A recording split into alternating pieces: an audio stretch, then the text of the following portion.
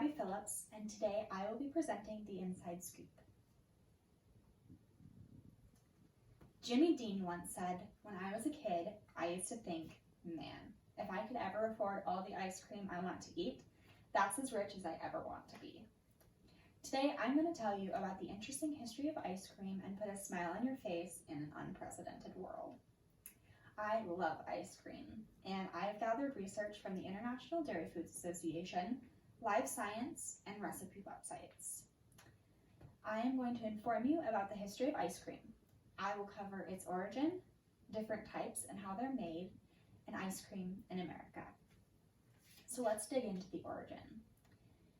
All variations of ice cream have popped up throughout history in different cultures at different times. And while we don't know the exact date or person that invented ice cream, we do know that it goes as far back as the Roman Empire. International Dairy Foods Association tells us that Nero Caesar sent workers into the mountains to retrieve snow to flavor with fruit juice.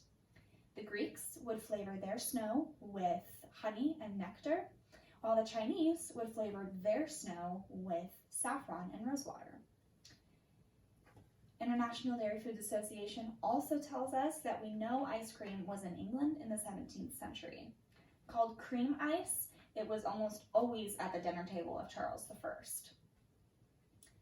Ice cream for a long time was reserved for the elite and the royalty. It wasn't first available to the public until 1660. Now that we know a little bit of the origin, let's talk about different types and how they're made. First to talk about is traditional ice cream. It is made with milk, cream, eggs, sugar, and in this case, chocolate chips and cookie dough. It's made by whipping it together in a container that is frozen on the outside and churned at a fast rate to create the solid, delicious texture that it has, like this. Moving on, we have gelato, which is the Italian word for ice cream. Originating in Italy, Kitchen.com tells us that it is a similar base to ice cream, but it's made with a higher milk content and less cream and eggs, which gives it its dense, rich flavor. It's also churned for a longer time at a slower rate to give it this delicious consistency. The final kind of ice cream that I'll be telling you about is mochi. Mochi, that word was originally referring to the rice flour wrap that's around the ice cream. But ever since filling it with delicious ice cream, it is referred to solely as the frozen dessert. Mochi is made by pounding sweet rice flour dough out until it has a chewy, melty texture, and then filling it with delicious ice cream inside. My final point to discuss is ice cream in America.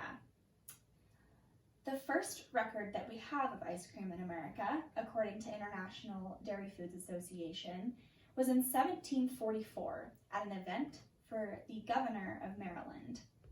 Jumping forward a little bit in that century, we know that the founding fathers loved ice cream. George Washington, in one summer, spent $200 on ice cream in 1790, which doesn't seem like very much, but with inflation, that is equal to $5,600 today. So he was into it. He liked ice cream. Thomas Jefferson apparently had a crazy 18-step recipe for ice cream that he would have his cooks make him and serve him with dinner. Jumping forward, during World War II, ice cream was seen as a peace symbol in the United States. Every branch of the military would compete to see who could get their soldiers the most ice cream. Until, in 1945, an actual ice cream barge was built that soldiers at sea could come to and get ice cream for free. These were the advertisements that they would have for it. And when the war was over, everybody in America celebrated with ice cream. It was something that brought joy to soldiers while they were fighting in a terrible war, and something that brought joy to people after it was done. Now that we know the history, let's recap. I informed you about the history of ice cream.